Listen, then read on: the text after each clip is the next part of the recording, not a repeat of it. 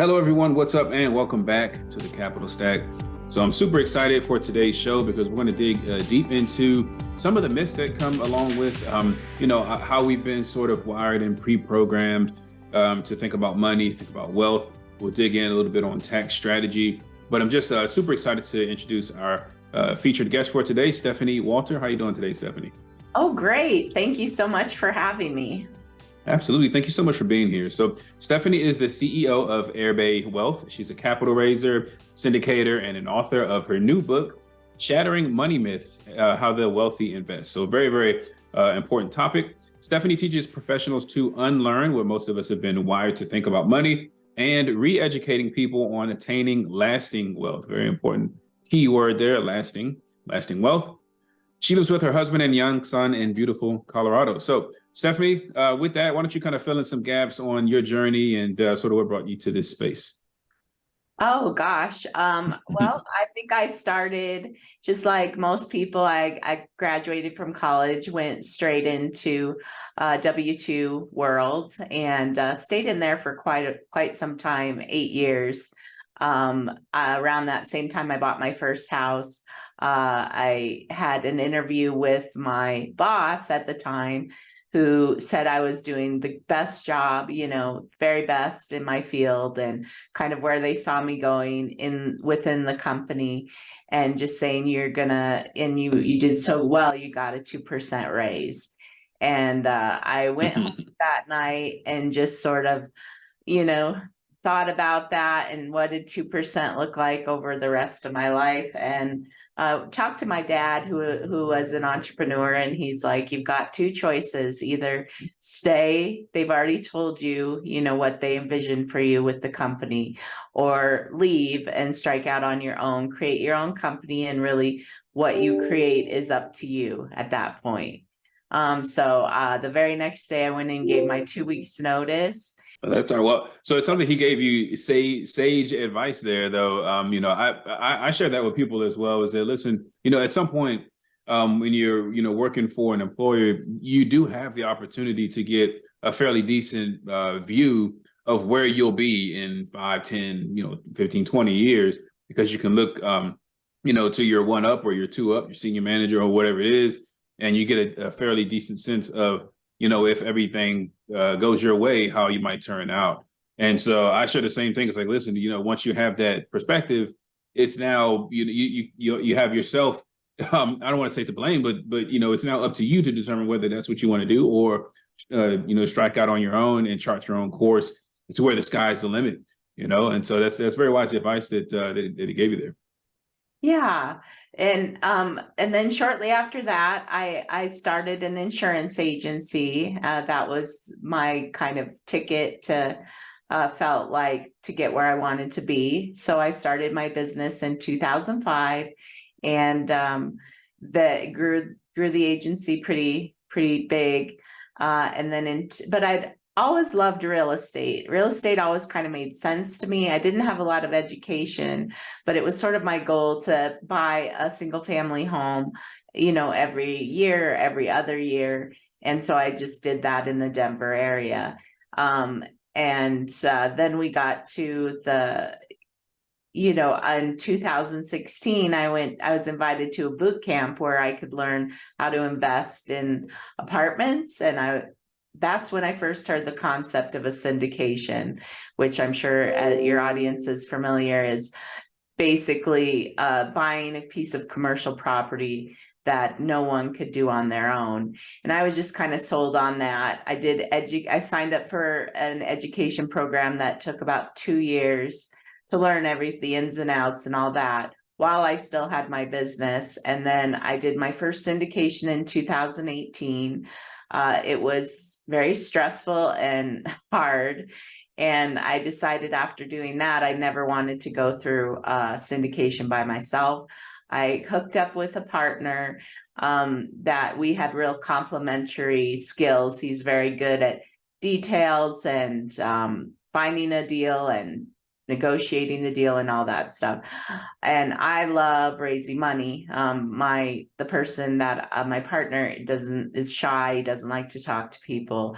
So that was really, so together we completed our first deal in 2019, and we've done 12 since then. So we have about 300 million assets under management.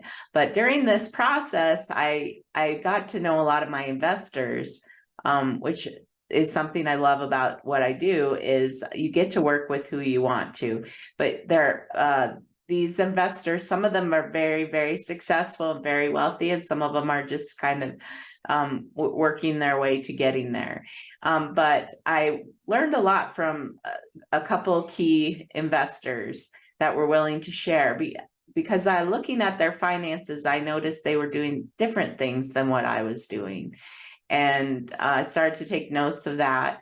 And I thought, gosh, this would be good news for people to learn about. I myself took a lot of their strategies and implemented them pretty immediately in 2019, 2020. And in 2021, I had replaced my business income. And so I sold my business in 2001.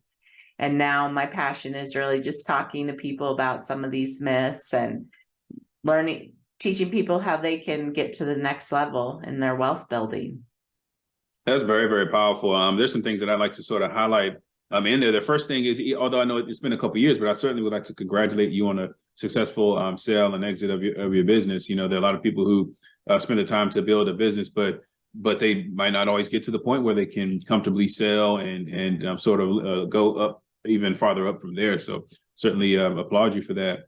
The other thing is that you took really quick action. So once you kind of realized that this is the path that you want to go down, you sought out mentorship and education. You went and took the training. You applied the training, and then now look at $300 million in assets under management. A very powerful story and a testament to what happens when you commit to taking action in this business. I find that I was watching a YouTube clip the other day where there was a guy who he was selling a course on single family real estate.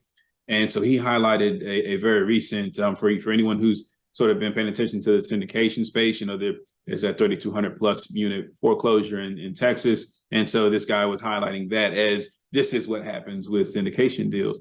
And so that what happens is some people will gravitate to that because he's spinning a message in order to sell his product.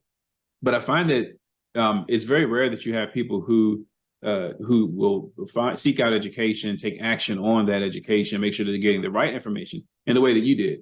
And so I think that's very powerful, that you were able to do that. The other thing I think that's really essential here is you found someone who complemented your skill sets. And so can you maybe share a little bit about how you formed that partnership? Because that's one thing that people are struggle with, right? Some people, even though they want to find that person who can help them fill in the gaps, it's challenging sometimes. How were you able to do that? Well, I mean, I can't say it was a straight line process, because in my first deal that I mentioned that I did in 2018, I did have a partner that was involved in that deal, but it became really clear that during the whole process of us trying to close on this property, that he wasn't doing any work. He found it and that was great, but it was a hard property. I had to go to almost 30 banks before I found one that would carry the loan for it. There's just, there's a ton of work when it comes to these things. And and then he had not disclosed some stuff to me that was fairly relevant until almost, I think it was a week before closing. He was like, I said, some of these investors are getting concerned because, they don't really see what you bring to the table here, and why you don't want to be on the loan and stuff like that. And he said, well, Stephanie, I have had 2 bankruptcies. And I was like, okay. Wow. That would have been great to tell me upfront. Because we can't have you on this anywhere on this deal. So thankfully he was gracious, and he bowed out. I paid him a finder's fee for finding the deal, and ended up closing by myself. But that was a big lesson to me, to be a lot more vigilant about who you work for or work with. And so I had been looking in Florida, and I'd gotten a few deals under contract. I exited almost or every deal that I'd found, because once I started doing due diligence and stuff like that, it was time. But my coach, through the program I was with, said, hey, this guy is starting out too. He's in Florida. He's really, why don't you ask him to come along with you on this? I had a deal in Tallahassee. So he came up with his wife, and we talked, and he walked the property, and we kind of worked that property, but we ended up exiting because of some things we'd found in due diligence. And we were in his car, and I had actually invited a couple investors to go through the inspection process with us, because they lived in Florida too. And I think he saw that I developed connections with people. People tend to like me, or I connect with people. And I remember he was like, hey, Steph, I have this property in Tallahassee that I want to close on. Would you be interested in raising money for it? And we never created, we still to this day haven't created a formal partnership document. Each deal is, hey, will you take a look at this and let me know if you want to be involved? And and lucky enough, after that first deal, if we didn't like each other or something went awry, you weren't tied to them. But sometimes don't feel bad, I'd say, to your audience, if they're trying to find someone and a first partnership doesn't work out. Partnerships are really, really hard. And so you just have to, you might have to fail once or twice, and then you'll find your match. Yeah, I would agree with that. Partnerships are very difficult, and it's certainly something. If you think about it, everything has to almost line up in order for them to go well. I mean, first you have to find someone who's very much interested in the business, the line of business that you're in. Then you have to find someone who's an action taker and a self-starter that you don't have to kind of drag, along with you. Someone who's motivated. Then you have to make sure you find someone who complements your skill sets instead of you both having the exact same skill set. So there's a lot that, and even once you get sort of the deal closed, you have to make sure it's someone who will do what they say that they'll do. So, there's definitely a lot of layers to it, and so definitely appreciate the advice there. It's we have to take our time and make sure you don't try and rush it. I think it's super important. So let's talk a bit about then, because you mentioned that you started to notice that the people that are your investors and that you form connections with, they do things a little bit differently, right? Can you maybe talk about that just a little bit more? Well, I think the biggest thing that hit me anyways, I didn't really have a name for it right away, but I figured it out eventually. But the terms I've come up with is that most people, myself included, viewed money as accumulation. My goal for retiring was, I'm going to buy a single family home every year, every other year. Then I'll pay it off. In 30 years, I'll retire. Okay. But most people in our society do the 401k thing. They set their money aside in 401k, have their nest egg grow, and then they plan to take and live off of that when they retire. So, and for me, it really made me look at and I guess we'll switch to the wealthy. They view money in a utilization mindset, which means that money should be working for them at any time and all the time. And hopefully as quick as possible for them. So in the sense that they have control over their money. They don't turn their money over to other people to watch. They invest with people like myself. But they have control over it. They ask us the questions. What have you done lately?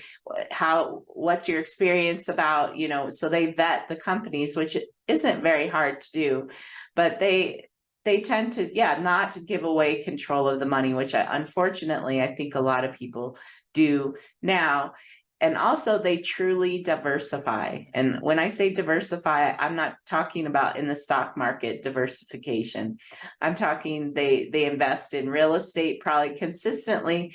It's pretty interesting. I think I have found a real wealthy group of entrepreneurs, and every year they categorize what they're invested in. It's pretty similar every year. So they have about 20% in real estate, 20% in private equity. And, just they have some in the stock market, and then they have a little play money, probably 5% in, startups or something like that. But it's very important. So what they clarified for me is that what is my money doing in all the rental properties? I was, cash flowing maybe $100, $200 a month. So not much. So when I looked at what that equity could do in an investment that was giving me cash flow, which I happen to like syndications because that's the world I'm in. So gosh, there was no comparison of, what my actual cash flow was there versus using that equity to put into syndication. And it just like supercharged my, supercharged me to be able to sell my business. They look at a lot of things that corporations look at to invest in, to diversify, like life insurance. There's so many misunderstandings about life insurance, but they use life insurance in a way that I can tell you that almost 100% of people I talk to have never heard of before. Mm-hmm. So that's a long answer for a short question. No, that's a good one. Are you referring to Velocity banking there, or it's called premium finance insurance. Okay. Yep, and corporations have used it for years. They basically leverage a bank to pay their insurance premium, and the insurance grows. It's like taking steroids into a life insurance policy that provides tax-free growth and tax-free income. And it's a phenomenal thing. It works much like real estate, actually, because you're using leverage to accelerate your gains. Yeah, that's awesome. I mean, I think that that what you mentioned, the concept of utilization, and how money always needs to be at work and moving, as opposed to having this stagnant view of let's stockpile it, and then once I've stockpiled enough, then I can do what I want to do. Two very, very different philosophies. And I think you're right. It's our capital, our money needs to always be at work and always be in play. And we should always have some element of control over it. If you're penalized heavily if you have money in a 401k and then at one point you decide to pull some out, unless it fits, 3 or 4 very, very narrow categories. And so right off the bat, you would think more people would look at that and say, well, why is that? Why is that really the way that it's arranged? But I think that those philosophies make sense. And that's one of the reasons why I also really enjoy the syndication space, for many reasons. I mean, all the benefits of investing in real estate, and then you have the opportunity to connect with and decide who you want to trust your capital with based on their track record. So all things that I think are very powerful. So I want to, you already touched on a couple of myths in there, but the first thing, I love the title of your book. I certainly think it's important to shatter money myths, and there are plenty of them out there. But what are some of the money myths that you discuss in your book? Oh, okay. I think a big one that is kind of eye-opening for a lot of people is that wealthy people become wealthy because they choose to invest in high-risk opportunities. And actually, nothing could be further from the truth. Wealthy people tend to never want a loss, and they are very diligent about that. They want specifically to see asymmetric returns for their money. So basically, they want to see a big return for the investment that they put in.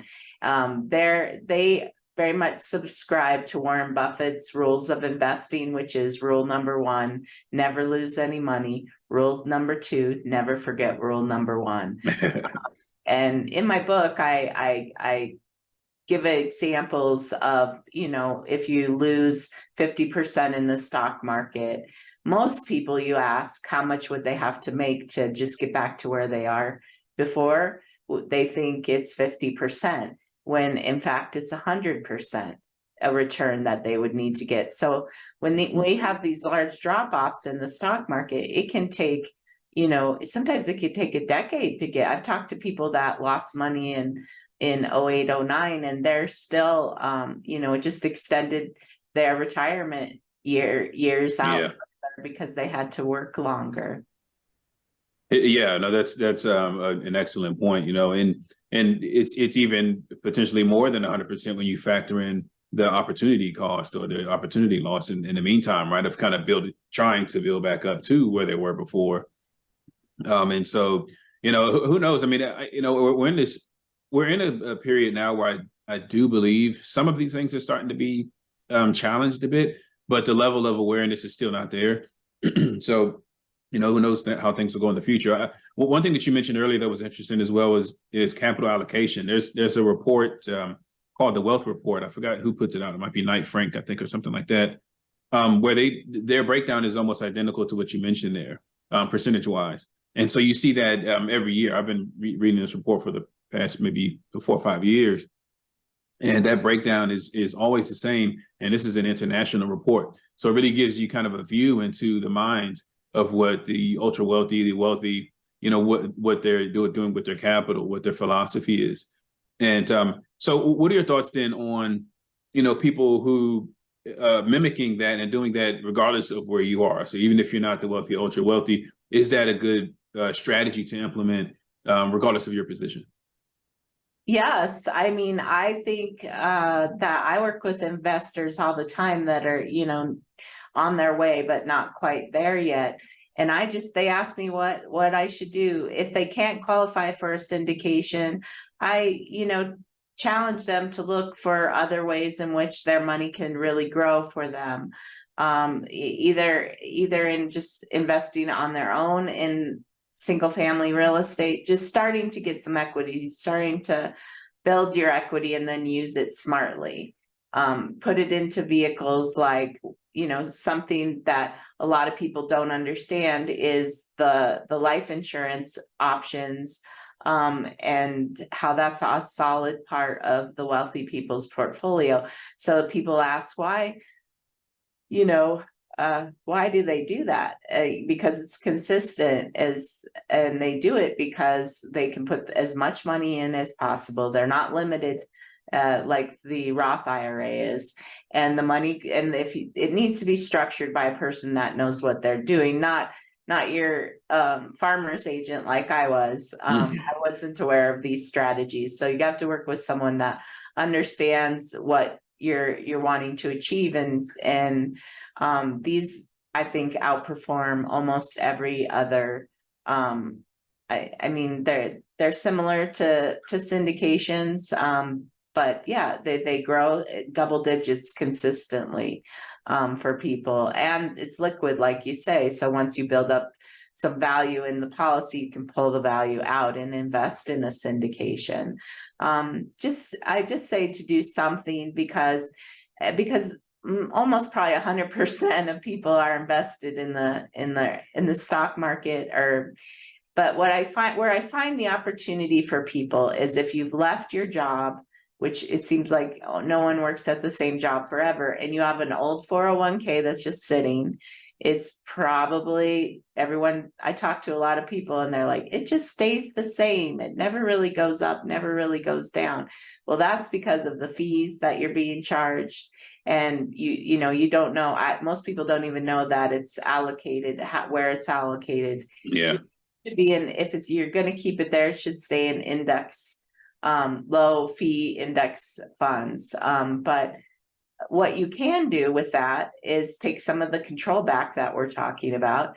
And that's probably a good first step, is you can change that old 401k into a self-directed IRA. You still don't have access. I mean, you have access to choose what you want to invest in, but all the returns go back into it, and kind of stays in that tax deferred structure. But that's a good way for people to like inch your toe in and use that money that's just really not doing much for you at all. And I think that's a really great strategy that a lot of people just don't even know that's available to them, and they'd like to try it out, but they don't know where to get the money. That would be the first place to look, I think. I would agree. The self-directed IRAs are an incredible vehicle, and it just opens up an entirely new world for most of us in terms of the types of private investments that you can now take part in. And I just think it's incredible. You can. I myself, I had two old, IRAs that I rolled over in. I'm sorry, 401ks that I rolled over into what became a self-directed IRA, and use those for syndication deals. And it's not limited to those either. You can do precious metals, and you can do all, any other number of things. But the bottom line is, it allows you then now to have kind of more control, do some research, understand what you're investing in, and then you can actually invest in those, whereas most 401ks, you're pretty heavily restricted in the types of funds and things like that you can allocate your capital to. And like you mentioned, once if you have an abandoned 401k, which is essentially what these things turn into, you have no clue as to how they're being allocated, how often the turnover is taking place, what it's being turned over into, and so yeah, I just think that having an awareness, that's the first step, which is the reason why your book and other types of material is very useful in that. But then also taking the action to move forward. So what would you say kind of maybe motivated you to write the book? Like, what were some of the things that as you were sitting, as you were spending your time doing, investing and taking advantage of the things that you were aware of? What motivated you to say, you know what, I need to put this down on paper to help people out? Well, I guess I would go on a lot of podcasts and talk about syndications, and people would kind of ask me the same types of questions that would come up for them. And I was like, I'm kind of saying the same things. I wonder, and then I just kind of reverse engineered it and was like, could I come up with 10, myths that people believe in? That aren't actually true. And and then I worked out how long each chapter should be and how many words to each page. So I just really went through it. I reverse engineered it. But yeah, I think this information is so important. And it's, especially when I delve a lot deeper into the financial services industry, I actually did have my series 6 and 7 when I was a farmer's agent, and I was selling people mutual funds that we were told that we needed to sell. And there was just a lot of misinformation, and no one that I have a friend that's just brilliant with the stock market. No one saw, 08, 09 happening. People lost lots of money. I personally didn't have the stomach to stay in that anymore of managing people's money. So I moved, because I was like, no one can predict when you're going to have a loss. And that to me was just not livable. So I returned my licenses and just stuck with real estate. But yeah, I feel like there's such an arbitrary nature, and also learning about the losses that people take. I look at people's statements all the time, and I'm like, do you see this number here? This is what this has returned to you since you took this out. I was talking to someone, I think it was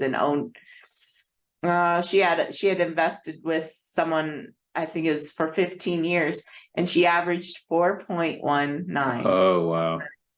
And I was like, this is crazy. Yeah. And also in my book, I think I referenced like 93% of people think that there are no fees charged in their 401k.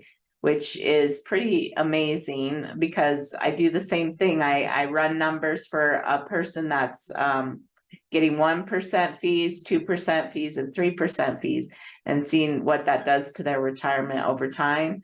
And it's staggering, between the 1% and the 3% fees. You don't think that's a real big difference.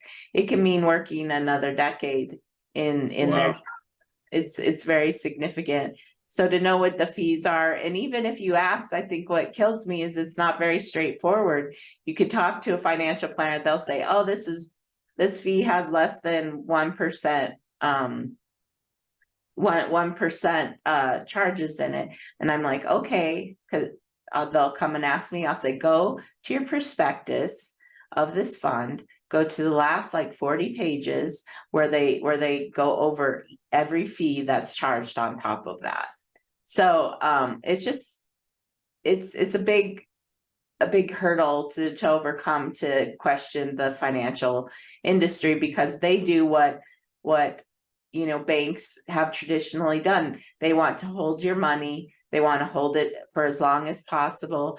They want to distribute it slowly over time. So this meets the 401k to a T. Yeah. And I think the other point I just point out to people, just to help people just start questioning things, is that I think there was a study that was done, and most people think when they retire they can take 10% of their nest egg out every year. That number is actually closer to, there was a company that just ran a study recently, Morningstar, which is an independent consulting firm, and they found that number is 2.8%. So that means if you've acquired $1 million in your nest egg, you're going to be able to take $28,000 out a year, and then that is very likely going to be taxed, probably much higher than it is today. So I don't want people to be surprised, because these are things that the financial planners are really good at accumulating money, or I could have an argument against that, but the job is to accumulate the money, but they have no plan for the people want to distribute the money when they retire. That's kind of when they disappear. Yeah, it's unfortunate. And the thing is, what's concerning is, so there's an awareness issue, but even on the other side of that, there's also sort of a lack of action or desire to do something about an issue, which is even harder to address, because once you make people aware and say, listen, here's what's really going on, the other piece is, okay, so now that you know, and you can't unsee what you've seen or what I've revealed to you, then now what are you going to do about it? And here you have, so the syndication space is a perfect vehicle to help, but some people still have reservations. And so I was kind of curious, the mechanism through where you educate and help people unlearn what they've been programmed to believe, is that through Erbe Wealth? So that's okay. So can let's talk about that just for a moment. So about the platform, who's it for, and that sort of thing. Yeah. Well, my website doesn't have quite as much on it as I'd like. It's pretty heavy in the syndications, which, we personally haven't invested since 2023 was our last investment.